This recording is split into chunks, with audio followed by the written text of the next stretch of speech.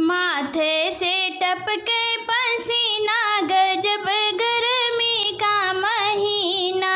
माथे से टपके पसीना, गजब गर्मी का महीना। माथे से टपके पसीना, गजब गर्मी का महीना।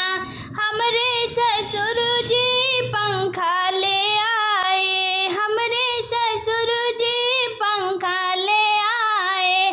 सासू हराम के जीना, गजब गर्मी का महीना। सासू हराम के जीना, गजब गर्मी का महीना। माथे से टपके पसीना, गजब गर्मी का महीना।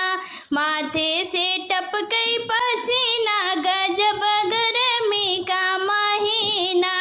हमरे जेठ जी कूलर ले आए, हमरे जेठ जी कूलर ले आए। जेठनी अलग कई देना, गजब गर्मी का महीना। जेठनी अलग कई देना, गजब गर्मी के महीना। माथे से टपके पसीना, गजब गर्मी का महीना। माथे से टपके पसीना, गजब गर्मी का महीना।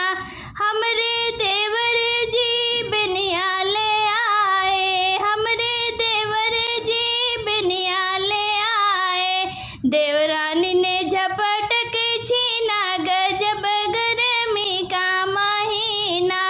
देवरानी ने झपट के छीना, गजब गर्मी का महीना।